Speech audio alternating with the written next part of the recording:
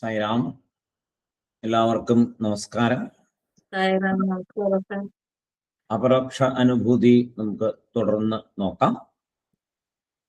ശ്രീഹരിം പരമാനന്ദം ഉപദേഷ്ടാരമീശ്വരം വ്യാപകം സർവലോകാനാം കാരണം തം നമാമ്യഹം.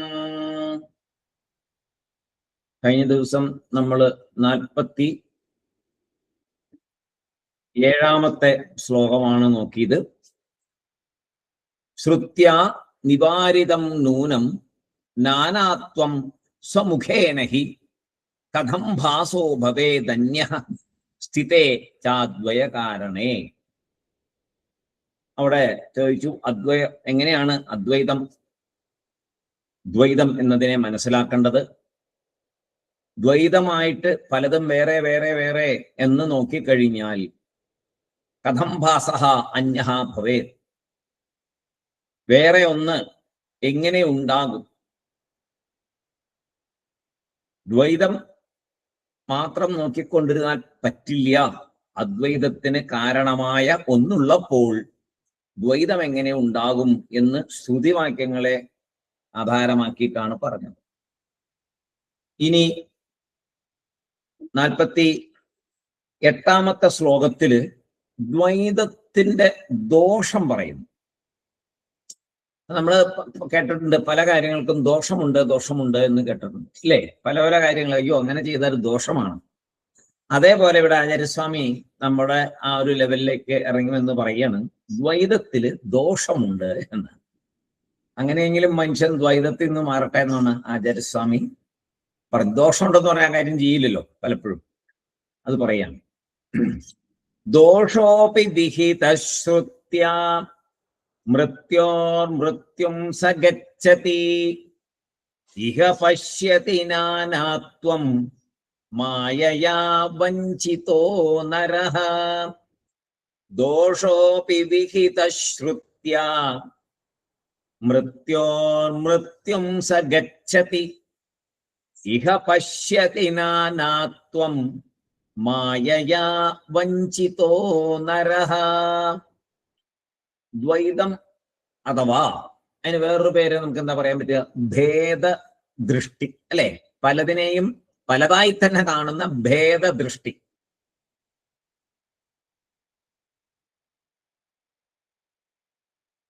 ദ്വൈതം ഭേദദൃഷ്ടി ദോഷമാണ് എന്ന് ഉപനിഷത്തിൽ പറഞ്ഞിട്ടുള്ളതിനാൽ അത് സത്യമല്ല, അത് ലക്ഷ്യവുമല്ല.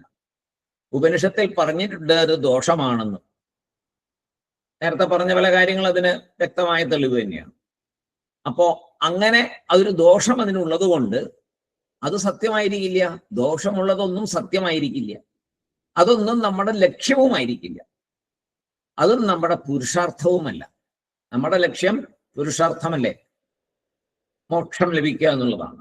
ധർമ്മ അർത്ഥ കാമ മോക്ഷം. അപ്പോ അതൊന്നും, ഈ ദോഷമുള്ളത് കൊണ്ട് അതൊന്നുമല്ല നമ്മുടെ ദ്വൈതമല്ല നമ്മുടെ ലക്ഷ്യം. ഫൈനലായിട്ട് എവിടേക്ക് ചെല്ലണം? അദ്വൈതത്തിലേക്ക് ചെല്ലണം. അപ്പൊ ദ്വൈതമെല്ലാം നമ്മൾ കുറെ പഠിച്ചല്ലോ, സൃഷ്ടി കാര്യങ്ങൾ അത് ഇതൊക്കെ പഠിച്ചു. അതൊക്കെയോ, അതെല്ലാം നേരത്തെ പറഞ്ഞു, അതൊക്കെ സ്റ്റെപ്പുകളാണ്. അദ്വൈതത്തിലേക്ക് പോകാനുള്ള സ്റ്റെപ്പുകളാണ്. ദ്വൈതത്തിൽ കൂടി മുന്നോട്ട് പോയി പോയി പോയി പോയി മാത്രമേ അദ്വൈതത്തിലേക്ക് എത്തുള്ളൂ, അല്ലാതെ എത്താൻ പറ്റത്തില്ല. ദ്വൈതം സ്റ്റെപ്പാണ്, അദ്വൈതം ഫൈനലാണ്. അവിടെ വളരെ ഭംഗിയായിട്ട് എങ്ങനെയാണ് ഗുരുനാഥൻ പറഞ്ഞിരിക്കുന്നത്. ദ്വൈതം എന്നാൽ സ്റ്റെപ്പ്, അദ്വൈതം എന്നാൽ അതിന്റെ ഫൈനലായിട്ട് കിട്ടുന്ന ആ ഫലം. അപ്പോ ദ്വൈതത്തെ ഫൈനലായി എടുത്താലോ എന്തുണ്ടാവും? അപ്പൊ ദ്വൈതം സ്റ്റെപ്പാണ്, അദ്വൈതം ഫൈനല്. അപ്പൊ അവസാന വാക്കായിട്ട് ദ്വൈതത്തെ എടുത്ത എന്തുണ്ടാവും? അവര് ദോഷത്തിലിരിക്കും എന്നാണ് പറയുന്നത്. അവര് ദോഷത്തിൽ ഇരിക്കും എന്ന് ആചാര്യസ്വാമി പറയുന്നു. ദോഷോപി നിഹിത ശ്രുത്യ മൃത്യോ മൃത്യും സഗച്ഛതി. അതായത് സംസാരത്തില് കുടുങ്ങിക്കിടക്കും, അതാണ് ദോഷം. വേറെ കുഴപ്പങ്ങളൊന്നുമില്ല. വേറെ പ്രശ്നങ്ങളൊന്നുമില്ല, ഒന്നുകൊണ്ടും പേടിക്കണ്ട. ദ്വൈതത്തിൽ ഇരുന്നോളൂ, ഒരു കുഴപ്പമില്ല. പക്ഷെ സംസാരത്തിൽ എന്നും സംസാരത്തിൽ ഇരിക്കേണ്ടി വരും. സംസാരത്തിൽ ഇരിക്കണ്ട എന്നുണ്ടെങ്കിൽ അദ്വൈതത്തിലേക്ക് പോകണം. അപ്പൊ എന്താണ് ദോഷം ദ്വൈതത്തിലിരുന്നാൽ? ആ ദോഷം എന്ന് പറയുന്നത് സംസാരത്തിൽ ഇരിക്കുമെന്നുള്ളതാണ്. ലോകത്തിനെ സത്യം എന്ന് വിചാരിക്കുന്നതാണ് ഇവിടെ ദോഷം. ജഗത് മിഥ്യ എന്ന് പറഞ്ഞു. പക്ഷെ നമ്മൾ ജഗത്തിനെ അനുഭവം ഉണ്ടല്ലോ, ഇതല്ലേ സത്യം എന്നും പറഞ്ഞുകൊണ്ട് സത്യമാണ് എന്ന് വിചാരിച്ചിരുന്നാൽ എന്തുണ്ടാവും? അത് ദോഷമാണ്. ആ ദോഷം എന്ന് പറഞ്ഞാൽ എന്താണ്? വീണ്ടും വീണ്ടും ഈ സംസാര ചക്രത്തില്, സംസാര സാഗരത്തില് പെട്ടുപോകും. സംസാരം സംഭവിക്കുന്നു എന്നാ പറയുന്നത്. വീണ്ടും വീണ്ടും സംഭവിക്കുന്നു. അതാണ് ശ്രുതി പറയുന്നത്. സാധാരണ കർമ്മകാണ്ഡത്തിലാണ് ഈ ദോഷങ്ങളൊക്കെ പറയാറ്, അല്ലെ? കേട്ടിട്ടുണ്ടല്ലോ. എന്താണ് ആദ്യം എല്ലാവരും കേൾക്കുന്നത്? ശത്രുദോഷം. ആരോ എന്തോ ചെയ്തിട്ടുണ്ട്, അല്ലെങ്കിൽ ഞങ്ങളുടെ കുടുംബത്തിൽ ഇങ്ങനെയൊന്നും വരേണ്ടതില്ല. ഭയങ്കരമാണ് ഈ ഒരു സംഭവം. എവിടെ പറഞ്ഞാലും കേൾക്കാം. ഞാൻ ഒരുപാട് കേട്ടിട്ടുള്ളത് പലരുടെ അടുത്ത്. എന്താണെന്നറിയില്ല സാറേ, ഇങ്ങനെയൊന്നും വരേണ്ടതല്ല, ആരോ എന്തോ ചെയ്തിട്ടുണ്ട്, എന്ത് ചെയ്യാനൊന്നും ചെയ്യാനില്ല. അത് ഭയങ്കര ഒരു പ്രശ്നമാണ്. ബ്ലാക്ക് മാജിക് എന്ന് പറഞ്ഞുകൊണ്ടുള്ള ഒരു സംഭവത്തിലുള്ള മനുഷ്യന്റെ വിശ്വാസം. അത് അവനവന്റെ തന്നെ മനസ്സിന്റെ ബലമില്ലായ്മയാണ്, അവനവന്റെ തന്നെ മനസ്സിന്റെ ശക്തി ഇല്ലായ്മയാണ്, അവനവന്റെ സാധന ഇല്ലായ്മ കൊണ്ട് മനസ്സ് ബലമില്ലാതായി തീരുന്നതാണ്. അതുകൊണ്ടാണ് ഇത് തോന്നുന്നത്. അയാൾ എന്തോ ചെയ്തിട്ടാണ്, ഇയാൾ എന്തോ ചെയ്തിട്ടാണ്, കൂടോത്രം ചെയ്തിട്ടാണ്, തകിട് കുഴിച്ചിട്ടിട്ടാണ്, കുപ്പി കുഴിച്ചിട്ടിട്ടാണ്, ഇങ്ങനെയൊക്കെ പറയുന്നുണ്ട് പലരും. ഇപ്പോഴും അതിന്റെ പുറകെ നടക്കുന്നവരുണ്ട്. അപ്പൊ ശരിക്കും ഒരു വേദാന്തത്തിലൊക്കെ വന്നു കഴിഞ്ഞാൽ പിന്നെ ഇതൊന്നും വിശ്വസിക്കരുത്. അതിലേക്കൊന്നും. അതിന് മുമ്പുള്ള സ്റ്റേജിൽ ആരെങ്കിലും എന്തെങ്കിലും പൊക്കോട്ടെ, ജ്യോത്സ്യനെ കാണുന്നു, അത് ചെയ്യുന്നു, തകിട് കുഴിച്ചെടുക്കുന്നു, പറമ്പിൽ നിന്ന് എന്തെല്ലാമോ പരിപാടി ഒപ്പിക്കുന്നു, തകിട് കുഴിച്ചിടുന്നു, 4 മൂലയ്ക്ക് കുഴിച്ചിടുന്നു, നടക്കുന്നിടത്ത് കുഴിച്ചിടുന്നു, കാല് താണ്ടി പോവാൻ പാടില്ലെന്ന് പറഞ്ഞു, എന്തെല്ലാമോ ഉണ്ട്. കുടം ഇല്ലേ, ചില കുടത്തിനകത്ത് ഏതാണ്ട് കുഴിച്ചിടുന്നു, എന്തെല്ലാമോ പരിപാടികളുണ്ട്. ഇതൊക്കെ ആർക്കുള്ളതാണ്? അത് സാധാരണ ജനങ്ങളിലൊക്കെ പൊക്കോട്ടെ. നമുക്ക് ഇതൊന്നും ബാധകമല്ല. നമ്മൾ ഇതിൽ നിന്നൊക്കെ മുന്നോട്ട് പോകണം. ഇതൊന്നും നമ്മളെ ബാധിക്കുന്ന കാര്യങ്ങളല്ല എന്ന് ആദ്യം തീരുമാനിക്കാം. ഈ വക കാര്യങ്ങളിലേ കുടുങ്ങരുത്. മനസ്സിൽ പോലും അങ്ങനെയൊന്നും വരും. അയാൾ എന്തെങ്കിലും ചെയ്തിട്ടാണോ എനിക്ക് ഇങ്ങനെ വരുന്നത്? ഒന്നുമല്ല, നമ്മൾ അനുഭവിക്കുന്ന നമ്മുടെ കർമ്മപരോ, വേറെ ആൾക്കൊന്നും ചെയ്യാനൊന്നുമില്ല. ഇപ്പൊ ഒരാളൊരു അടി അടിച്ചു, ശരി, അടി കൊണ്ട് വേദന ഉണ്ടായി. അടി കൊള്ളാൻ പോലും പൂർവ്വജന്മ കാരണമുണ്ട്, അല്ലാതെ വരത്തില്ല. നമ്മൾ വിശ്വസിക്കേണ്ടത്, നമ്മള് ലോ ഓഫ് കർമ്മയില് പൂർണ്ണമായിട്ടും വിശ്വസിക്കണം. വേദാന്തം പഠിക്കുന്നവൻ ലോ ഓഫ് കർമ്മയിൽ നിന്ന് ഒരു ശകലം പോലും വ്യതിചരിച്ച് ചിന്തിക്കാൻ പാടില്ല. ലോ ഓഫ് കർമ്മ ആണ് നമ്മളെ നയിക്കുന്നത്. അത് പൂർണ്ണമായിട്ടും വിശ്വസിക്കണം. അപ്പോ പറഞ്ഞു വന്ന എന്താന്ന് വെച്ച് കഴിഞ്ഞാൽ, കർമ്മകാണ്ഡത്തിൽ പറയും ശത്രുദോഷം, നാഗദോഷം, പല പല ദോഷങ്ങൾ, ഒന്നൊന്നല്ല, ഒരുപാട് ദോഷങ്ങൾ. ആ ദോഷമുണ്ട്, ഈ ദോഷമുണ്ട്, അതിന് ഈ പരിഹാരം ചെയ്യണം. ജ്യോത്സ്യന്മാര് അവിടെ ചെന്ന് കഴിഞ്ഞാൽ നമുക്ക് നല്ല ഒരു മാല ഇട്ട് തരും, ദോഷങ്ങളുടെ ഒരു മാല. ഇതും കൊണ്ട് പൊക്കോളാൻ പറയും. ഇതും കൊണ്ട് പോയിട്ട് ഓരോ സ്ഥലത്ത്, ശബരിമലയ്ക്ക് മാല ഇടുന്ന പോലെയാ, ശബരിമലയ്ക്ക് പോയി വന്നിട്ട് മാല ഉരുന്ന പോലെയാ. ഓരോ സ്ഥലത്ത് ചെന്നിച്ച് ഓരോ വഴിപാട് കഴിക്കുമ്പോൾ ആ മാലയിൽ നിന്ന് ഓരോരോ ദോഷങ്ങൾ പോകും എന്നാണ് അവർ പറയുന്നത്. ആയിക്കോട്ടെ, ഇതൊക്കെ ആദ്യത്തെ സ്റ്റെപ്പ്. അവരെ നമ്മളൊന്നും പറയണ്ട, അവർ പോട്ടെ, ആ വഴിക്ക് പോട്ടെ. ഇതൊക്കെ സൈക്കോളജിക്കലായിട്ടും ഒരുപാട് കാര്യങ്ങളുണ്ട് അതിന്റെ പുറകിൽ. അപ്പൊ അവരെ ഒന്നും നമ്മൾ കുറ്റപ്പെടുത്തണ്ട. നമുക്കത് പറ്റില്ല. നമ്മൾ പോകരുത്, ഒരു കാരണവശാലും ആ വഴിക്ക് പോകരുത്. പോയാൽ എന്താ സംഭവിക്കുക? അതാണ് ഇവിടെ പറഞ്ഞേ, മൃത്യും സഗച്ഛതി. വേറെ പ്രശ്നങ്ങളൊന്നുമില്ല. നാഗദോഷം, ആ വഴിപാട് ചെയ്യാൻ പോയി. ശത്രുദോഷം, ഈ വഴിപാട് ചെയ്യാൻ പോയി. ഇങ്ങനെ നമ്മൾ പോയിക്കൊണ്ടിരുന്നാൽ നമുക്കെന്ത് സംഭവിക്കും? നമ്മൾ മൃത്യും അതിനകത്ത് തന്നെ പെട്ടിരിക്കും, സംസാര സാഗരത്തിൽ പെട്ടിരിക്കും. വേദാന്തം പഠിക്കുന്നവര് ജീവിതത്തിന്റെ അന്തിമ ലക്ഷ്യം മോക്ഷമാണ് എന്ന് വിശ്വസിക്കുന്നവര്, അജ്ഞാനം മാറി ജ്ഞാനം ഉദയം ചെയ്യണം എന്നില് എന്നുള്ള ആഗ്രഹമുള്ളവര്, ഞാൻ ജ്ഞാന സമ്പാദനത്തിന് വേണ്ടിയിട്ടാണ് എൻ്റെ ഈ ജീവിതം ഇനി ഉപയോഗിക്കുന്നത് എന്ന് തീരുമാനിക്കുന്നവര് ഈ ദോഷങ്ങൾ എന്നുള്ള ഈ പരിപാടികളുടെ പുറകെ പോകരുത്. കാരണം ദ്വൈതം തന്നെ ദോഷമാണ് എന്നാണ് ഇവിടെ പറഞ്ഞത്. ഈ ദ്വൈത ചിന്ത തന്നെ ദോഷമാണ്. അപ്പൊ മതിയില്ല. നമുക്കുള്ള ദോഷം എന്താണ്? ആർക്ക്? വേദാന്തം പഠിക്കുന്നവർക്ക് ദ്വൈതം എന്നതാണ് ദോഷം. നാഗദോഷമോ ശത്രുദോഷമോ അതൊന്നുമല്ല. ഇവിടെ ജസ്റ്റ് രണ്ട് എന്ന് ചിന്തിക്കുന്നതേ ദോഷം. ഭഗവാൻ മാത്രമേ ഉള്ളൂ, ഇവിടെ വേറൊന്നുമില്ല. അപ്പൊ പിന്നെ എന്ത് ദോഷം? ആര് ദോഷം? ഒന്നുമില്ല. അപ്പോ ഒരേ ഒരു ദോഷമേ ഉള്ളൂ നമുക്ക്. എന്താണ്?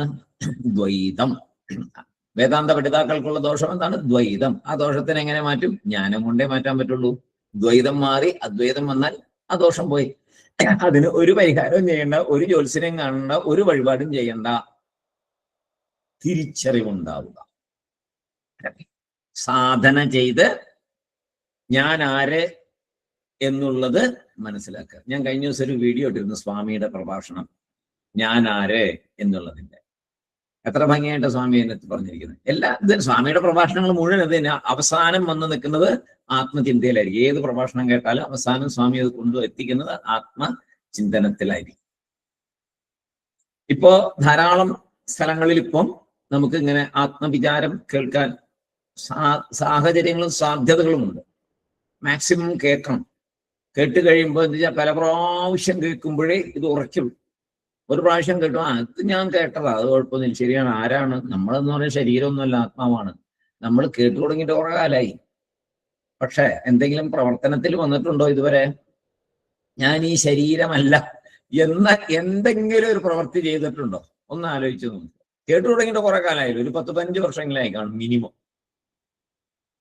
10-15 വർഷം എത്ര ദിവസമായി? ഒന്ന് 365 കൊണ്ടൊന്ന് പെരുക്കി നോക്ക്. എന്നിട്ട് ആലോചിച്ച് നോക്കുക, ഏതെങ്കിലും ഒരു ദിവസം ഞാൻ ശരീരമല്ല എന്ന രീതിയിൽ പ്രവർത്തിച്ചിട്ടുണ്ടോ ജീവിതത്തിൽ? ഇനിയും പറ്റുമോ? അത് പ്രശ്നം കൂടെ ഉണ്ട്. ഇപ്പോഴും കേട്ടു, ശരി, ഓക്കെ, നാളെ മുതൽ ഞാൻ ശരീരമല്ല എന്ന രീതിയിൽ ഞാനൊന്ന് പ്രവർത്തിച്ച് നോക്കട്ടെ.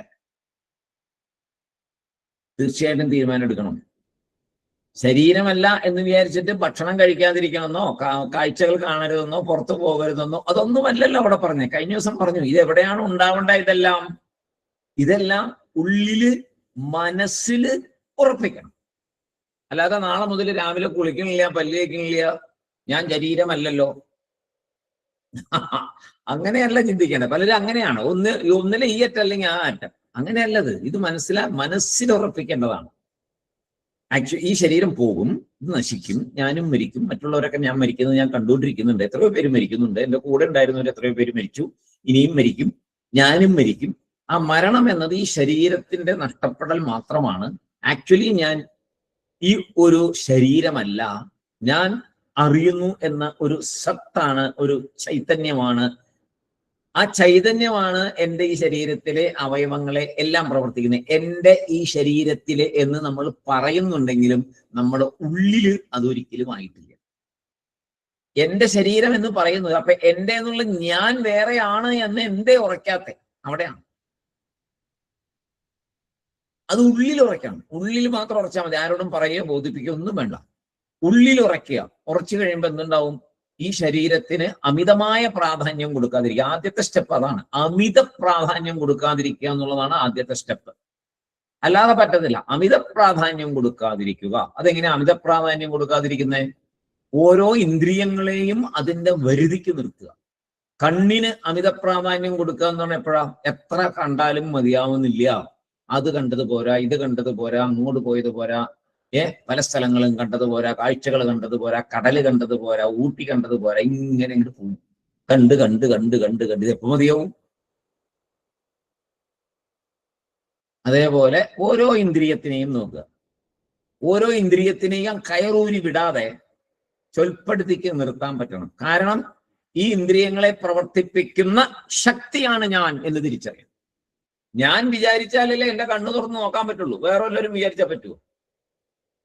ഞാൻ നാക്ക് വായ്ക്കകത്ത് വിട്ട് ചവച്ച് കഴിച്ച് സ്വാദറിഞ്ഞാലല്ലേ പറ്റുള്ളൂ. വേറൊരാൾക്ക് എന്റെ സ്വാദറിയിപ്പിക്കാൻ പറ്റും. ഞാനല്ലേ സ്വാദറിയുന്നത്. ആ അറിയുമ്പോ ഞാൻ എന്താ അടിച്ചു കയറ്റുക? എത്ര കഴിച്ചിട്ട് പിന്നെയും ദഹനക്കേടാണെങ്കിലും പിന്നെയും കഴിക്കും, സ്വാദിന്റെ പുറകെ പോയിട്ട്. അപ്പോ ആദ്യം ഈ കാര്യങ്ങളിലൊക്കെ ഒരു നിയന്ത്രണം കൊണ്ടുവരണം, ഇല്ലേ? നമ്മുടെ സാധനയിൽ അതല്ലേ പറയുന്നത്, ശമദമാദികൾ. അതൊക്കെ നമ്മൾ മറന്നുപോകും. ശമദമൊക്കെ പഠിക്കുമ്പോൾ എല്ലാ കാര്യങ്ങളെല്ലാം പഠിച്ചിങ്ങോട്ട് വരും, പിന്തിനും അത് മറന്നു. ഇപ്പോ എന്നിട്ട് നമ്മൾ ഈ ദോഷം എന്താ, ഇതാണ് ദോഷം, ഇതിനകത്ത് കുടുങ്ങിക്കിടക്കുന്നതാണ് ഈ ദ്വൈതത്തിന്റെ ദോഷം.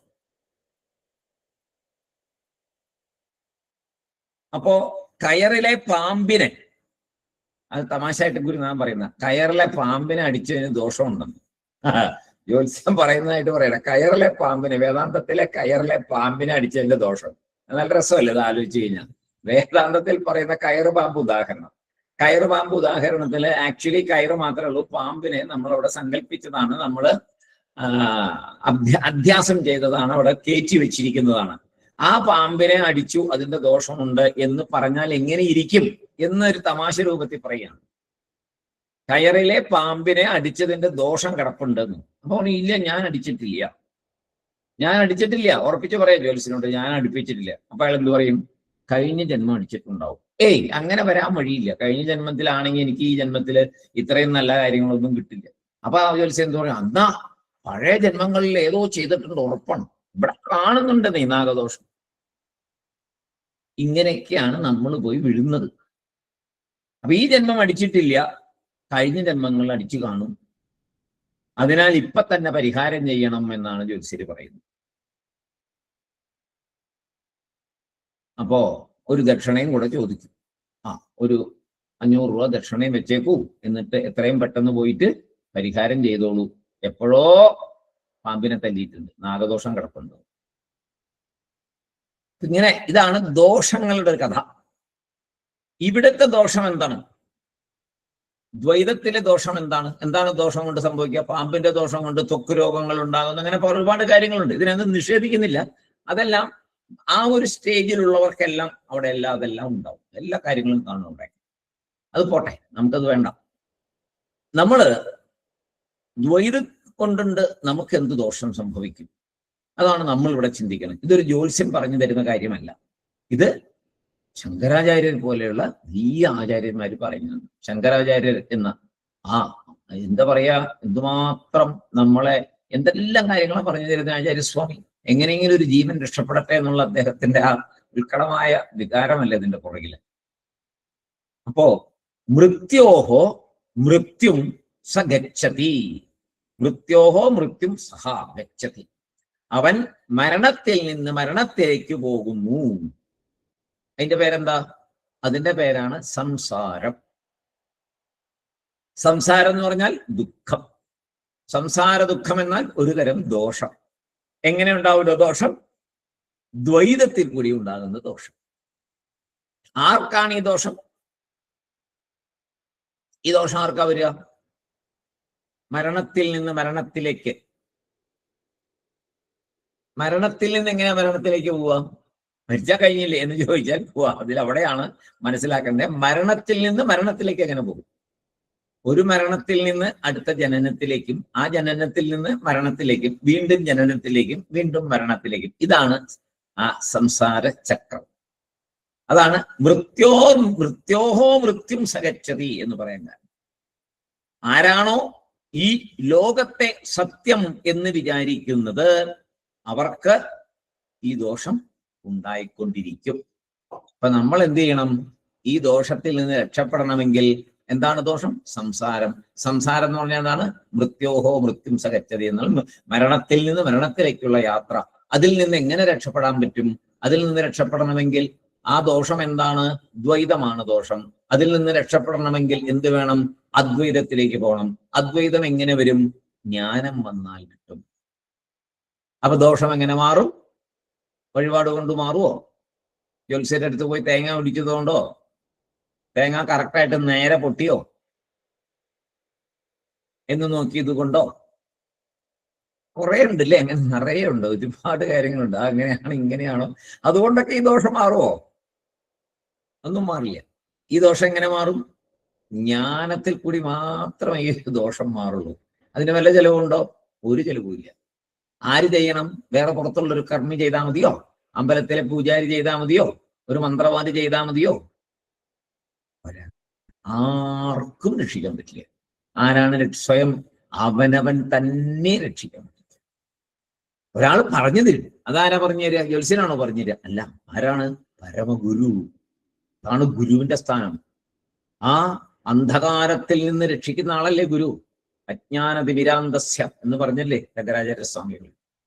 അപ്പോ ആ അജ്ഞാനമായ തിമിരത്തിൽ നിന്ന്, തിമിരാന്ധകാരത്തിൽ നിന്ന് നമ്മളെ രക്ഷിക്കുന്നു. അത് തന്നെയാണ് ഈ തിമിരം.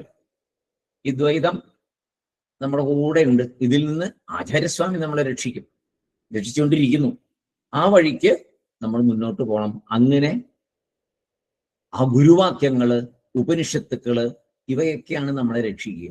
അല്ലാതെ അതിന് ഒന്നും ചെലവില്ല. ഒരു സ്ഥലത്ത് പോയി ഒന്നും ചെലവ് ചെയ്യേണ്ട കാര്യമില്ല. ആർക്കും ഒരു ദക്ഷിണ ഒന്നും കൊടുക്കണം, ഒരു ജ്യോത്സ്യനെയും കാണണ്ട.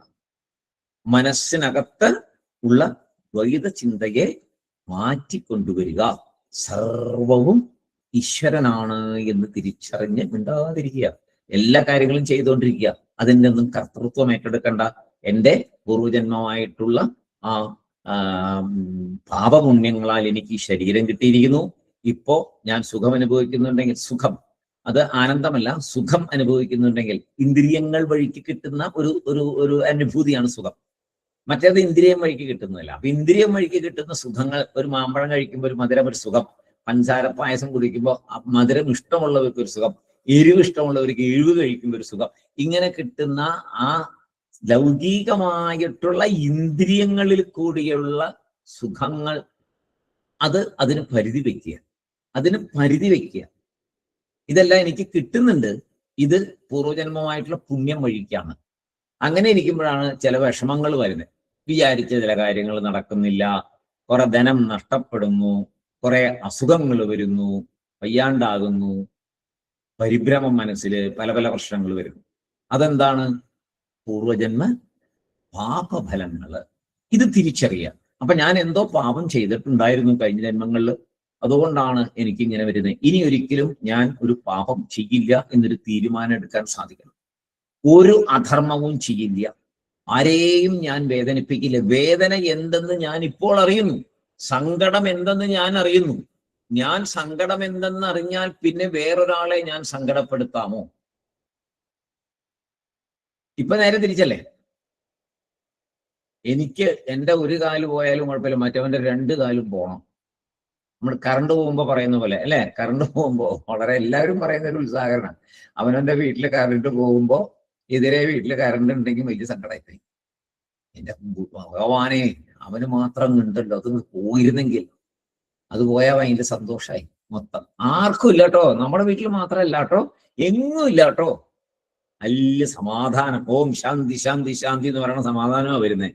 3 ശാന്തി പറഞ്ഞ സമാധാനമാണ് കിട്ടിയേ. ആർക്കും, നമുക്ക് മാത്രമല്ല ആർക്കുമില്ല. ഇതാണ് നമ്മുടെ മനസ്ഥിതി. ഇവിടെയാണ് നമ്മുടെ മനസ്സിന്റെ ഏറ്റവും വലിയ വൈകല്യം കിടക്കുന്നത്. അടുത്ത വീട്ടിൽ കോവിഡ് വന്നു, നമുക്ക് വന്നില്ല, വളരെ ഹാപ്പിയായി. നമുക്ക് വന്നു കഴിഞ്ഞപ്പോ അവന്റെ അവിടുന്ന് കിട്ടിയതാന്നായി. അപ്പൊ അയാൾക്ക് എവിടുന്ന് വന്നാൽ അതിനെക്കുറിച്ച് നമ്മൾ ചിന്തിക്കുന്നില്ലേ. ഇനി നമുക്ക് നമ്മുടെ വീട്ടില് ചിക്കൻ ബോക്സ് വന്നു. അപ്പോ നമ്മൾ വളരെ കെയർഫുൾ ആയിട്ട് ആർക്കും പകരാതെ നമ്മൾ കംപ്ലീറ്റ് എല്ലാം മാറി ക്ലീൻ ആയിട്ട് ഒരിക്കലും മറ്റുള്ളവർക്ക് പകരില്ല എന്നൊരു സ്റ്റേജിൽ മാത്രമേ പുറത്തു പോകുള്ളൂ എന്ന് നമ്മൾ തീരുമാനിക്കാൻ നമുക്ക് വല്ല ബുദ്ധിമുട്ടുണ്ടോ? ഉണ്ട്. ആർക്ക്? മനസ്സിന് ബുദ്ധിമുട്ടുണ്ട്.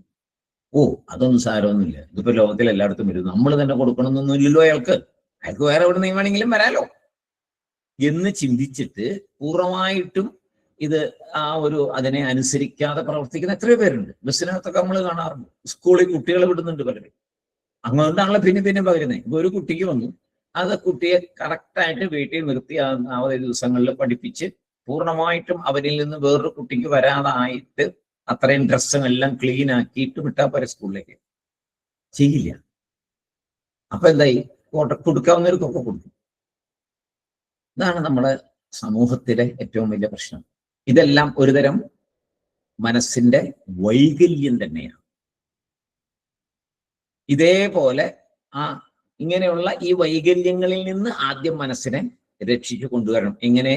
മറ്റുള്ളവർക്ക് എന്നിൽ നിന്നും ഒരു ദോഷവും ഉണ്ടാകാൻ പാടില്ല എന്ന് വരുമ്പോ തന്നെ നമ്മുടെ ഈ വലിയ ദോഷം എന്താണ്?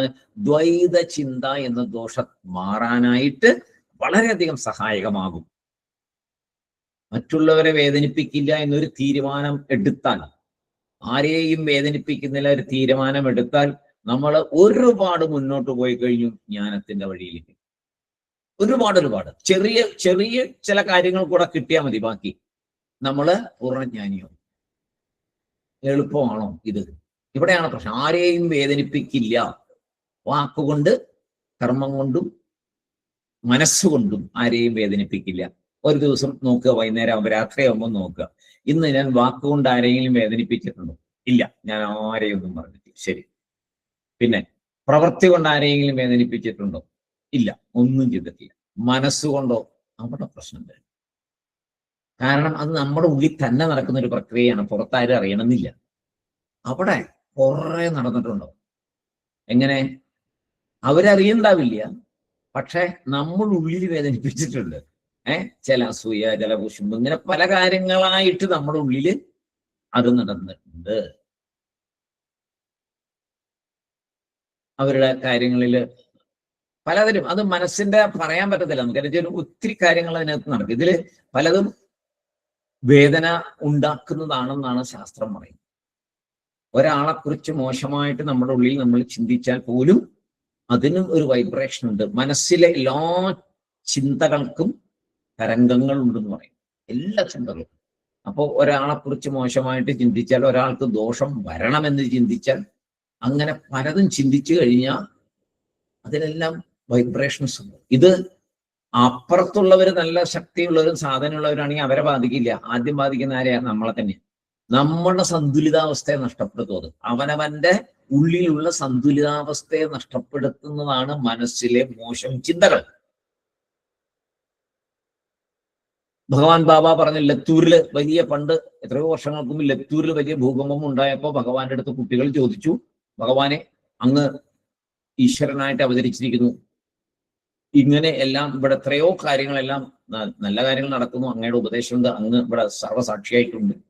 ആ സമയത്ത് ഈ ഇത്രയും വലിയൊരു ഇത് എങ്ങനെ ഉണ്ടായി? അങ്ങനെ ഉണ്ടാകാൻ പാടുണ്ടോ എന്ന് ചോദിച്ചപ്പോ ഭഗവാൻ പറഞ്ഞു, അതിന് പ്രകൃതിയെ കുറ്റം പറഞ്ഞിട്ട് കാര്യമില്ല. പ്രകൃതിയെ നിങ്ങൾ പറയരുത്. കാരണം നമ്മുടെ മനസ്സിലെ ചിന്തകളാണ് പ്രകൃതിയെ നിയന്ത്രിച്ചു കൊണ്ടുപോകുന്നത്. അപ്പൊ മനസ്സിലെ, കാരണം അത് സമഷ്ടി വിഷ്ടി എന്ന് പറയൂല. അപ്പോ അത് ബൃഹത്തായിട്ടുള്ള പഞ്ചഭൂതങ്ങളാണ് പുറത്ത് കാണുന്നത്. അതിന്റെ സൂക്ഷ്മമായിട്ടുള്ള പഞ്ചഭൂതങ്ങൾ എടുത്ത് അതിൽ നിന്നാണ് ഈ ശരീരം സൃഷ്ടിക്കപ്പെട്ടിരിക്കുന്നത്. മനസ്സും കാര്യങ്ങളെല്ലാം അതിൽ തന്നെ നമ്മൾ നേരത്തെ പഠിച്ചതാണ്, എല്ലാം എങ്ങനെ ഉണ്ടായി എന്ന് പഠിച്ചിട്ടുള്ളതാണ്. അപ്പൊ ഈ മനസ്സിന്റെ ഇവിടത്തെ ദുഷ്ടചിന്തകൾ കൊണ്ട് ഇവിടത്തെ സന്തുലിതാവസ്ഥ നഷ്ടപ്പെടുമ്പോ ഇതിന്റെ പ്രത്യാഘാതമായിട്ട് പ്രപഞ്ചം മുഴുവൻ നിറഞ്ഞു നിൽക്കുന്ന പഞ്ചഭൂതങ്ങളുടെ സന്തുലിതാവസ്ഥ നഷ്ടപ്പെടുമ്പോ ആ സന്തുലിതാവസ്ഥയെ വീണ്ടെടുക്കാനായിട്ട് ഒരു കറക്ഷൻസ് നടത്തേണ്ടി വരും. ആ കറക്ഷൻസ് എന്താവും? നമുക്ക് വിപരീതമായിട്ട് വരും. സാധാരണ മനുഷ്യ ജീവിതത്തിന് ദുർഘടമായിട്ട് വരും. കാരണം ചിന്തിച്ചതാരാണ്? ഈ മനുഷ്യൻ തന്നെയാണ് അധമ ചിന്തകളെ കൊണ്ട് മനസ്സിനെ നിറച്ചത്. സ്വാമി അന്ന് വളരെ ക്ലിയർ ആയിട്ട് പറയുക, എല്ലാവരുടെ മനസ്സിലും മോശം ചിന്തകൾ കണ്ടമാനമാകുന്നത് കൊണ്ടാണ് പ്രകൃതി ദുരന്തങ്ങൾ വരുന്നത്. അത് ഇങ്ങനെയൊക്കെ വേണം നമ്മൾ ചിന്തിച്ച്, ഇതൊരു വിചാരം ചെയ്യലാണല്ലോ. ഇങ്ങനെ നോക്കി നോക്കി വരണം ഈ ദോഷത്തെ മാറ്റി എടുക്കാൻ. അപ്പോ പിന്നെ പറയുമല്ലോ, രാഹു കേതു ഇവരൊക്കെ ദോഷം ചെയ്തു. ആ ദോഷം, ഈ ദോഷം, ആ ഗ്രഹം, ഭഗവാൻ ഒരു പ്രപഞ്ചം എന്ന് പറഞ്ഞൊരു സൃഷ്ടി, നമ്മുടെ ഫസ്റ്റ് സ്റ്റേജിലെ സൃഷ്ടിയെ കുറിച്ച് നോക്കുമ്പോൾ പല ഗ്രഹങ്ങളെ സൃഷ്ടിച്ചിട്ടുണ്ട്. അവർ ഇങ്ങനെ കറങ്ങിക്കൊണ്ടിരിക്കുന്നു, പല കാര്യങ്ങളെല്ലാം ചെയ്യുന്നുണ്ട്. ഒരുപാട് മനുഷ്യനെ കണ്ടുപിടിക്കാൻ പറ്റാത്ത കാര്യങ്ങളുണ്ട് ഇവയുടെ ചലനത്തിന്. ചന്ദ്രന്റെ ആകർഷണ ശക്തി, അങ്ങനെ ഒരുപാടുണ്ടല്ലോ, നമുക്ക് അതിനെക്കുറിച്ചൊന്നും പറയാൻ പോലും അറിയില്ല. അത്ര അധികം കാര്യങ്ങളുണ്ട്. ഇപ്പോഴും റിസർച്ചുകൾ നടന്നുകൊണ്ടേയിരിക്കുന്നു. എന്തിനെ കുറിച്ച്? ഭഗവാൻ സൃഷ്ടിച്ചു വെച്ചിരിക്കുന്നു എന്ന് വേദാന്തി ആയിട്ടുള്ള നമ്മൾ നോക്കുമ്പോൾ ആദ്യത്തെ സ്റ്റേജിലുള്ള കാര്യങ്ങളെ കുറിച്ച് ഒരുപാട് പഠനം നടക്കുന്നുണ്ട്. അപ്പോ അവിടെ നോക്കുമ്പോ പറയും, ശനിദോഷം, ശനി ശരിയല്ല. ശനിയൊക്കെ എന്താ ശരിക്കുറവ്? ശനിക്കൊരു ശരിക്കുറവും ഇല്ല. ഭഗവാന്റെ സൃഷ്ടിയിൽ എന്തെങ്കിലും ശരിക്കുറവുണ്ടാവും? ഒന്നും ഉണ്ടാവില്ല. ഭഗവാൻ എല്ലാവരെയും നല്ലതായിട്ടാണ് സൃഷ്ടിച്ചിരിക്കുന്നത്, ആരെയും മോശമായിട്ട് സൃഷ്ടിച്ചിട്ടില്ല. ശനിയാണ് നമ്മുടെ എല്ലാ കുഴപ്പങ്ങൾക്കും കാരണം. വല്ല കാര്യമുണ്ടോ? ആ ഗ്രഹം സൗകര്യമായിട്ട് ഭഗവാൻ കൊടുത്തിരിക്കുന്ന റൂട്ടില് ഭംഗിയായിട്ട് സഞ്ചരിച്ചുകൊണ്ടിരിക്കുന്നു. നമുക്കൊന്നും നമ്മുടെ സാമാന്യ ബുദ്ധിക്കൊന്നും കണ്ടുപിടിക്കാൻ പറ്റില്ല എന്തിനാണ് ഈ ഇത്രയും ഗ്രഹങ്ങളെ ഭഗവാൻ വെച്ചിരിക്കുന്നത്. സൗരയൂഥത്തിൽ എന്തിനാണ് ഇത്രയും ഗ്രഹങ്ങൾ? നമുക്ക് പോലും പറയാൻ പറ്റുമോ? ഒന്നും പറയാൻ പറ്റത്തില്ല. ഇതൊക്കെ അങ്ങനെ ചിന്തിക്കേണ്ട ആവശ്യമില്ല, അതൊന്നും അറിയേണ്ട കാര്യമാണ്. ഈശ്വരൻ നോക്കിക്കോളൂ. നമ്മൾ സ്വയം ഉള്ളിൽ പ്രവർത്തിക്കുന്ന ശക്തി, അത് ഈശ്വരനാണ്. ഞാൻ ആ ശക്തി തന്നെയാണെന്ന് തിരിച്ചറിയാൻ വേണ്ടിയിട്ടുള്ള കാര്യങ്ങൾ ചെയ്യുക. അതാണ് അവനവനെ അറിയുക. അതാണ് സ്വാമി പറഞ്ഞത്. ആദ്യം അവനവനെ അറിയുക, അതാണ് ചെയ്യുന്നത്. അതറിഞ്ഞാൽ പിന്നെ ഒന്നും പ്രശ്നമല്ല.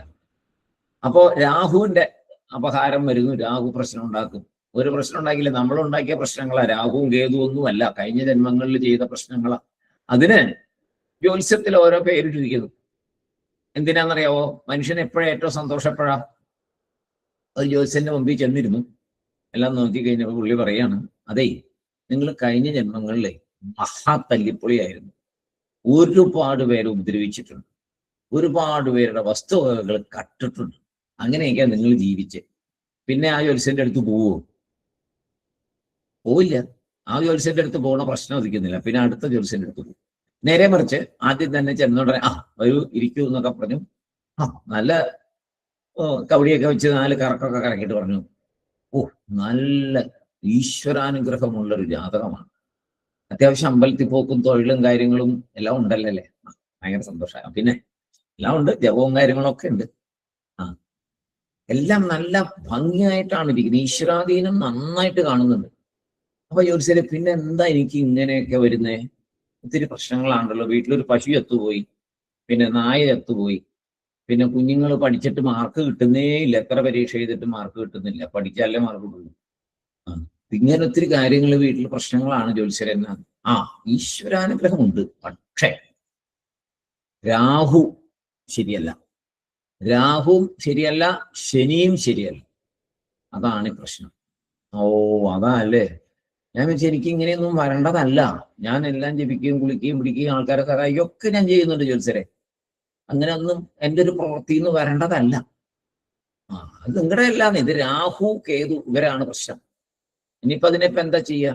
അതിനെ കുറച്ച് വഴിപാടും കാര്യങ്ങളും ഒക്കെ പറയും. ഏറ്റവും എളുപ്പമുള്ള കാര്യങ്ങൾ ചെറുതൊക്കെ പറഞ്ഞു കഴിഞ്ഞാൽ ഇയാൾക്ക് ബോധിക്കത്തില്ല, ഇല്ലേ? ചില ഡോക്ടർമാര് ആദ്യത്തെ ട്രിപ്പിൽ തന്നെ ആന്റിബയോട്ടിക്, നല്ല ശക്തിയുള്ള ആന്റിബയോട്ടിക് കൊടുത്ത് അസുഖം മാറുന്ന ഡോക്ടറെയാണ് നമുക്കിഷ്ടം. അതിന്റെ പ്രത്യാഘാതങ്ങളെ കുറിച്ച് നമ്മൾ ചിന്തിക്കില്ല. നമുക്ക് എപ്പോഴാവശ്യം ഒറ്റ ഡോസ് കൊണ്ട് അസുഖം മാറുന്ന ഡോക്ടറാണ് നമുക്ക് ഏറ്റവും നല്ല ഡോക്ടർ. നേരെ മറിച്ച് ചില നല്ല മനുഷ്യരെന്ത് ചെയ്യും, നല്ല ഡോക്ടർമാര്, അങ്ങനെ ആരോഗ്യം കണ്ടമാനം നശിച്ചു പോകരുത് എന്നുള്ളവരെന്ത് ചെയ്യും, ആദ്യം വളരെ ലൈറ്റ് ആയിട്ടുള്ള തരും.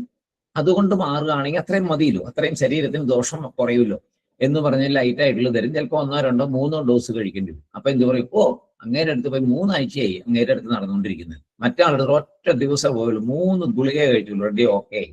പക്ഷെ അത് പിന്നീട് അതിന്റെ പണി കിട്ടും എന്നുള്ളതിനെ കുറിച്ച് ഓർക്കത്തില്ല. എന്ന് പറഞ്ഞ പോലെ ഈ ജ്യോത്സ്യൻ ചെറിയ വഴിപാട് അടുത്തുള്ള അമ്പലത്തിൽ പോയിട്ടേ ദിവസവും പോയി തൊഴു, പ്രാർത്ഥിക്കും, എല്ലാം നേരെയാവും എന്ന് പറഞ്ഞൊരു ജ്യോത്സ്യം പറഞ്ഞു വിടുവോ ആരെങ്കിലും?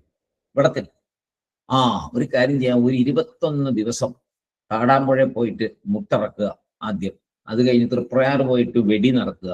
ഇങ്ങനെ ഗുരുവായൂർ പോയി പായസം, പറ്റുകയാണെങ്കിൽ ഒരു ശയനപ്രദർശനം കൂടെ ആയിക്കോട്ടെ. ഇങ്ങനെ ഒരു ലിസ്റ്റ് അങ്ങോട്ട് കൊടുത്തു കഴിയുമ്പോൾ സന്തോഷമായി.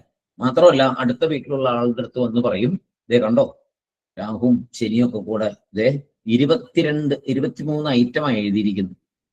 പിന്നെ നമ്മൾ വിചാരിച്ച വല്ലതും നടക്കുവോ? നമ്മൾ എന്തെല്ലാം നല്ല കാര്യങ്ങൾ ചെയ്യുന്നത്? 23 പരിഹാരമായി എഴുതിയിരിക്കുന്നത്. അപ്പോ ഒരു സിമ്പതി ക്രിയേഷനാണ്. മാത്രമല്ല എന്റെ കുഴപ്പമല്ല, ഈ ഗ്രഹങ്ങളൊക്കെ കൂടെയാണ് എന്നെ കുഴപ്പത്തിലാക്കിയേ എന്ന് മറ്റേയാളെയും കൂടെ ബോധിപ്പിക്കുക. ഞാൻ പെർഫെക്റ്റ്, ഒരു പ്രശ്നമില്ല എനിക്ക്. ഇതാണ് നമ്മുടെയൊക്കെ പ്രശ്നം. അപ്പൊ ഇവിടെ ഇതിൽ നിന്നൊക്കെ നമ്മളിപ്പോ എത്രയാ, 11 പേര്, 10 പേരെങ്കിലും, നമ്മൾ 11 പേര്, നമ്മൾ 11 പേരെങ്കിലും ഈ വക മണ്ടത്തരത്തിൽ ഇനി പോയി ചാടരുത്. ഇതിൽ നിന്ന് രക്ഷപ്പെടണം. അത്യാവശ്യം ഇതിനെക്കുറിച്ച് വല്ലൊരു ചോദിക്കുകയാണെങ്കിൽ മാത്രം പറഞ്ഞാൽ മതി. അവനവന്റെ മനസ്സിലിരുന്നാൽ മതി. ഈ കാര്യങ്ങൾ പുറത്ത് പറയാൻ പോയാൽ നമ്മളെ ചിലപ്പോൾ പിടിച്ച് ഈ ജ്യോത്സ്യന്റെ അടുത്ത് കൊണ്ടുപോകും. ഈ പുള്ളിക്ക് എന്തോ ഒരു പ്രശ്നം ഉണ്ടെന്ന് പറഞ്ഞിട്ടുണ്ട്. അതുകൊണ്ട് ആരോടും പറയണ്ട, സ്വയം മനസ്സിലാക്കുക. അപ്പോ ഇഹ പശ്യതി നാനാത്വം. ഈ ദോഷങ്ങളെ പറയുന്നവൻ ഇവിടെയൊക്കെ പലതിനെ കാണുന്നു, നാനാത്വം കാണുന്നു. അവൻ മൃത്യോഹോ മൃത്യും രക്ഷതി. ഇത് കഠോപനിഷത്തിലുള്ളതാണ്. മൃത്യോഹോ മൃത്യും ഇത് കഠോപനിഷത്ത് വാക്യമാണ്, കഠോപനിഷത്തിലുള്ളതാണ്. അതിൽ നിന്ന് ഒരു ലൈൻ എടുത്താണ് ആചാര്യസ്വാമി ഇവിടെ ഇതിനകത്ത് വെച്ചിരിക്കുന്നത്. ദോഷോപി വിഹിതശ്രുത്യ മൃത്യോ മൃത്യും സ ഗച്ഛതി ഇഹ പശ്യതി നാനാത്വം മായയാ വഞ്ചിതോ നരഹ. യഹ ഇഹ പശ്യതി നാനാത്വം, ഇവൻ ഇവിടെ പലതിനെ കാണുന്നു. അവൻ മൃത്യോഹോ മൃത്യും ഗച്ഛതി, കഠോപനിഷത്തിലെ വാക്യമാണ്. അവസാന വരിയില് ഒരു സംശയം ഉണ്ടാകാം. ആരാണ് ഈ ലോകത്തെ സത്യമെന്ന് വിചാരിക്കുന്നത്? അല്ലെങ്കിൽ എത്ര നാൾ വരെ ഈ ലോകത്തെ സത്യമെന്ന് വിചാരിക്കും? എന്നാണ് ഇത് മിഥ്യ എന്ന് അറിയുക? ആരാണ് സത്യമെന്ന് വിചാരിക്കുന്നത്? അല്ലെ, ഇതിപ്പോ നമ്മുടെ മുമ്പിൽ ഒരു സംഗതി വന്നിരിക്കുക. ആരാണ് ഇതൊക്കെ സത്യം എന്ന് വിചാരിക്കുന്നത്? ഇത് എപ്പോഴാണ് ഇത് മാറുക? ഇതെന്താ ആകപ്പാട കൺഫ്യൂഷനായി ഇപ്പൊ ഇത് നമ്മൾ കേട്ടതോടുകൂടി. അപ്പൊ പറഞ്ഞു, ഇതാര് വേറെ ആരുമല്ല, മായയാ വഞ്ചിതഃ നരഹ. വഞ്ചിതഃ, ചതിക്കപ്പെട്ടവൻ. ആരാൽ? മായയ. ആര്? നരഹ. മായയാൽ വഞ്ചിക്കപ്പെട്ട മനുഷ്യനാണ്, നരനാണ് ഈ ദ്വൈതത്തില് സഞ്ചരിച്ചു കൊണ്ടിരിക്കുന്നത്. മായയാൽ പറ്റിക്കപ്പെട്ടിരിക്കുന്നു. ആരെ? നമ്മൾ. ആരാ നമ്മളെ പറ്റിച്ചേ? മായ. അത് ആരുടെ ശക്തിയാണ്? ഈശ്വരന്റെ. അപ്പോ അത് മാറണമെങ്കിൽ എന്ത് ചെയ്യണം? ഈശ്വരനെ ഭജിച്ച് ഈശ്വരനിൽ കൂടി ഈശ്വരൻ പറയുന്ന വേദാന്തം, ഈശ്വരന്റെ വായിൽ നിന്നാണല്ലോ വേദം. വേദത്തിന്റെ അന്തം അവസാനമല്ല. വേദത്തിന്റെ ഇന്ന് സ്വാമികൾ ഭംഗിയായിട്ട് പറഞ്ഞു, വേദത്തിന്റെ അവസാനമല്ല. വേദത്തിൽ നിന്ന് എന്താണോ ലഭിക്കേണ്ടത് അതാണ് അന്തഃ, വേദത്തിന്റെ അകത്തുള്ളത്. നല്ലൊരു പ്രശ്നമാണ് അത് പറഞ്ഞു. വേദത്തിൽ നിന്ന് എന്താണോ ലഭിക്കേണ്ടത് അതാണ് വേദാന്തം.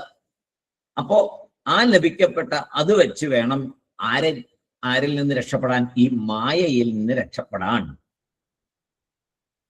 അപ്പോ മായയാൽ പറ്റിക്കപ്പെട്ടിരിക്കുന്ന നമ്മൾ അതിൽ നിന്ന് രക്ഷപ്പെടണമെങ്കിൽ ജ്ഞാനം ലഭിക്കണം. അതിന് ഈശ്വരൻ തന്നെ അനുഗ്രഹിക്കണം. ആ ഈശ്വരൻ അനുഗ്രഹമാണ് ശ്രുതിവാക്യങ്ങൾ പഠിച്ച് വിശ്വാസം വെച്ച് ശ്രുതിവാക്യങ്ങളിൽ കൂടി മുന്നേറുക എന്നുള്ളത്. അപ്പൊ മായയാൽ വഞ്ചിക്കപ്പെട്ട ആളാണ് ദ്വൈതത്തെ കാണുന്നത്. നമ്മൾ എന്ത് ചെയ്യണം? മായയിൽ നിന്ന് രക്ഷപ്പെടണം, ജ്ഞാനം വരണം, ദ്വൈതത്തിൽ നിന്ന് അദ്വൈതത്തിലേക്ക് പോകണം. ഒരു സേവകൻ ഒരാളെ പറ്റിച്ചാൽ അയാൾ എന്ത് ചെയ്യും? അയാൾ മുതലാളിയെ പോയി കാണും, അല്ലെ? മായയിൽ നിന്ന് രക്ഷപ്പെടാൻ ആരുടെ അടുത്ത് പോകണം? മായാവിയുടെ അടുത്ത് പോകണം, അല്ലെ? മായ ആരാണോ ക്രിയേറ്റ് ചെയ്തിട്ടിരിക്കുന്നത്? മായാവി. ആ മായാവിയുടെ അടുത്ത് പോയാലേ മായയിൽ നിന്ന് രക്ഷപ്പെടാൻ പറ്റുള്ളൂ. ആരാണ് ആ മായാവി? ആ മായാവിയാണ് സാക്ഷാൽ ജഗതീശ്വരൻ. ആ ജഗതീശ്വരന്റെ അടുത്ത് പോയാൽ മാത്രമേ അതിൽ നിന്ന് രക്ഷ കിട്ടുള്ളൂ. അതിലേക്കുള്ള വഴികളാണ് ആചാര്യസ്വാമികൾ ഇവിടെ ഭംഗിയായിട്ട് പറഞ്ഞു തന്നുകൊണ്ടിരിക്കുന്നത്. അപ്പോ ജഗത് ജീവത്വം ഇത് രണ്ടും മിഥ്യ എന്ന കാര്യത്തെ ശങ്കരാചാര്യർ യുക്തിയോടുകൂടിയ ശ്രുതിവാക്യത്താൽ നമ്മളെ മനസ്സിലാക്കിക്കൊണ്ടിരിക്കുന്നു. ശ്രുതി നമ്മളെ ഒരു കാര്യം ചെയ്യൂ എന്ന് പറയുമ്പോൾ ശ്രുതിവാക്യം വിധി ആയിരിക്കും. അതിനെ വിധി എന്ന് പറയുന്നത്. ഒരു കാര്യം ചെയ്യൂ, ധർമ്മം ചര, സത്യം വദ, അത് വിധിയാണ്. പിന്നെ ചില കാര്യങ്ങൾ, മാംസം ഭക്ഷിക്കരുത്, കലഞ്ചം എന്ന പക്ഷേ, അങ്ങനെ ആ പറയുന്നത് അത് നിഷേധമാണ്. മദ്യം കഴിക്കരുത്, അത് നിഷേധം. അങ്ങനെ ശ്രുതി പറയുമ്പോൾ നിഷേധം പറയാം. അപ്പോ നമ്മളെ ഒരു കാര്യം മനസ്സിലാക്കാൻ ശ്രുതി പ്രയത്നിക്കുമ്പോൾ, നമ്മളൊരു കാര്യം മനസ്സിലാക്കി തരാനായിട്ട് വേദം അഥവാ ശ്രുതി പ്രയത്നിക്കുമ്പോൾ അവിടെ യുക്തി മൂലം ഉപദേശങ്ങൾ ചെയ്യും. അതും കൂടെ അവിടെ വരും. കുറച്ച് യുക്തി ഉപയോഗിക്കും. എന്തിനാ? കാരണം നമ്മുടെ ബുദ്ധി യുക്തിയെ ആശ്രയിക്കുന്നുണ്ട്. പലപ്പോഴും യുക്തിയെ തന്നെയാണ് ആശ്രയിക്കുന്നത്. നമുക്ക് യുക്തിയിൽ കൂടി പറഞ്ഞാലേ നമുക്ക് ഒരു വിശ്വാസം അതിനകത്ത് വരുള്ളൂ. നമ്മുടെ ഒരു കുഴപ്പമാണത്. ആ മായയുടെ ഒരു തരം ജോലി തന്നെയാണ്. അപ്പോ ആചാര്യസ്വാമികൾ ഇവിടെ എന്ത് ചെയ്യുന്നു? കുറെ കാര്യങ്ങളെ എങ്ങനെയെങ്കിലും നമ്മളെന്ന് രക്ഷപ്പെടണമെന്ന് ആചാര്യസ്വാമിക്ക് അതിയായ ആഗ്രഹമുണ്ട്. അപ്പൊ അദ്ദേഹം യുക്തി എങ്കിൽ യുക്തി, അതിൽ കൂടെയെങ്കിലും നിങ്ങൾക്ക് കുറെ കാര്യങ്ങൾ ഞാൻ പറഞ്ഞു തരാം എന്ന് പറഞ്ഞാണ് ഇപ്പൊ പല കാര്യങ്ങളും പറഞ്ഞത്. അങ്ങനെ ഉപനിഷത്ത് ജഗത്തിന്റെ മിഥ്യാത്വത്തെ യുക്തിയിൽ കൂടി പറഞ്ഞു തരും. അതിനാണ് കാരണകാര്യം അങ്ങനെയുള്ള പറഞ്ഞല്ലോ. കാരണത്തിൽ നിന്ന് കാര്യമുണ്ടാവുന്നു, കാര്യവും കാരണവും തമ്മിൽ കാരണത്തിന്റെ കാര്യങ്ങൾ തന്നെയായിരിക്കും അത് കാര്യത്തിൽ വരുന്നത് എന്നൊക്കെ പറഞ്ഞല്ലോ. ഇങ്ങനെയുള്ള തത്വങ്ങളൊക്കെ പറഞ്ഞു, കുറെ കാര്യങ്ങൾ പറഞ്ഞു. അങ്ങനെ ശ്രമിക്കുകയാണ്. ഇവിടെ ജഗത് മിഥ്യ എന്നതിന് ഇപ്പൊ പറഞ്ഞൊരു കാരണം ദോഷഃ അപി വിഹിതഃ ശ്രുത്യ, ശ്രുതിയിൽ ദോഷം പറഞ്ഞിട്ടുള്ളതിനാൽ ദ്വൈതത്തെ ഉപേക്ഷിക്കണം. ആരാണോ ദൈവത്തെ സത്യമെന്ന് വിചാരിക്കുന്നത്, ജഗത് സത്യമെന്ന് വിചാരിക്കുന്നത്, അയാൾ മൃത്യോഹോ മൃത്യും സഗച്ഛതി, വീണ്ടും ജനന മരണ ചക്രത്തിലേക്ക്, മരണത്തിൽ നിന്ന് മരണത്തിലേക്ക് നയിക്കപ്പെടും. അയാൾ തന്നെ ആരാണ്? ഇഹ പശ്യതി നാനാത്വം. ഇവിടെ നാനാത്വം ഭക്ഷിക്കുന്ന ആൾക്ക് ഇത് തന്നെയാണ് സംഭവിക്കുക. അവർക്ക് സംസാരം എന്ന ദോഷം ശ്രുതിയാൽ പറയപ്പെട്ടിരിക്കുന്നു. ഈ ദോഷമുള്ളതിനാൽ ആ ദ്വൈതം ശാശ്വതമല്ല. ദ്വൈതം ശാശ്വതമല്ല എന്ന് മനസ്സിലാക്കണം. ശാശ്വതമല്ലാത്തതിനെ നമ്മൾ സ്വീകരിക്കുകയോ ഇല്ല. നമുക്ക് എന്താണ് വേണ്ടത്? ശാശ്വതമായ ആനന്ദം. അത് കിട്ടണമെങ്കിൽ അദ്വൈതം തന്നെ വേണം. സത്യത്തിന് ദോഷം ഒരിക്കലും വരില്ല. തെറ്റായ കാര്യം ചെയ്യുമ്പോഴാണ് നമ്മൾ ദേഷ്യപ്പെടുക, അല്ലെങ്കിൽ നമ്മൾ ദേഷ്യപ്പെടുമോ? ഇല്ല. തെറ്റായ കാര്യം ചെയ്യുമ്പോൾ ദേഷ്യം വരും. ശരിയായതിന് നമ്മൾ ദേഷ്യപ്പെടാറില്ല. ഇത് തന്നെയാണ് ഇവിടത്തെ കാര്യവും. എന്തുകൊണ്ടാണ് മനുഷ്യൻ ഈ അസത്യത്തെ സത്യം എന്ന് വിചാരിച്ച് ജീവിക്കുന്നത്? എന്തുകൊണ്ടാണ് മനുഷ്യൻ ഈ അസത്യമായ മിഥ്യയായ ജഗത്തിനെ സത്യമെന്ന് വിചാരിച്ച് ജീവിക്കുന്നത്? എന്നാൽ മായയാ വഞ്ചിതഃ നരഃ. അപ്പൊ ഒരു സമാധാനം എന്താണെന്നറിയാവോ? എന്റെ കുഴപ്പമല്ല. ഏറ്റവും വലിയൊരു സമാധാനം കിട്ടിയൊരു ഭാഗമാണ് ഇപ്പൊ ആചാര്യസ്വാമി പറഞ്ഞത്. എന്റെ കുഴപ്പമല്ല, നിങ്ങളെയൊക്കെ മായയാ വഞ്ചിതഃ നരഃ. മായയാണ് നിങ്ങൾ ഇതിനകത്ത് പെടുത്തിയിരിക്കുന്നത്. നിങ്ങളൊക്കെ പ്രേമാത്മസ്വരൂപ. ഭഗവാൻ പറയുന്നവര് പ്രേമാത്മസ്വരൂപലാര. അപ്പൊ ഭഗവാൻ പറയുന്ന പോലെ എല്ലാവരും ആത്മസ്വരൂപരാണ്. നിങ്ങളുടെ കുഴപ്പമല്ല, മായയാൽ നിങ്ങൾ വഞ്ചിക്കപ്പെട്ടിരിക്കുകയാണ്. അപ്പൊ നമ്മളോട് ഇപ്പൊ എന്തു പറഞ്ഞു തന്നു? നമ്മൾ മായയാൽ വഞ്ചിക്കപ്പെട്ട് നാനാത്വം കാണുന്നു. എല്ലാം ദ്വൈതത്തിൽ കൂടെ കാണുന്നു.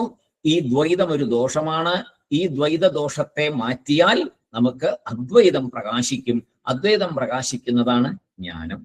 അപ്പോ സകലമായ സംസാര ദുഃഖങ്ങളിൽ നിന്നും മോചനം ലഭിക്കും. ശാശ്വതമായ സുഖം ലഭിക്കും. ആരെല്ലാം ലോകം സത്യമെന്ന് വിചാരിക്കുന്നുവോ അവരെല്ലാം മായയാൽ വഞ്ചിക്കപ്പെട്ടിരിക്കുന്നു എന്ന് അതിന്റെ സാരം ഈ ശ്ലോകത്തിന്റെ 48. അടുത്ത ദിവസം നമുക്ക് 49 ശ്ലോകം നോക്കാം.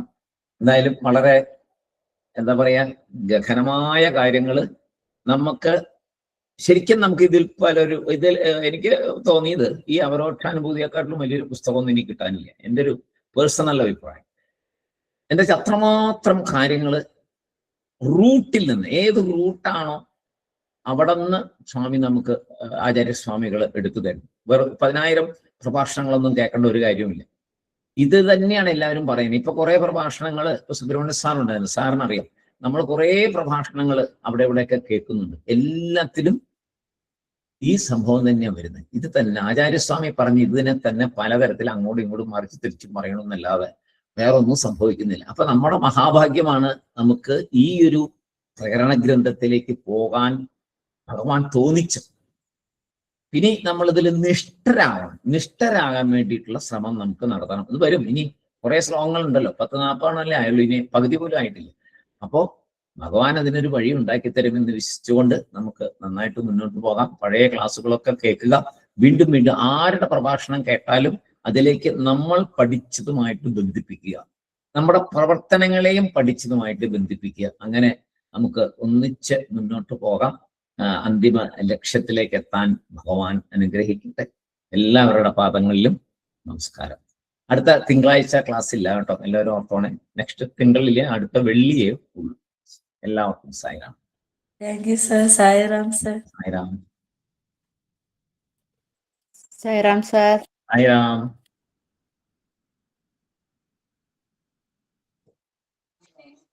സായിറാം.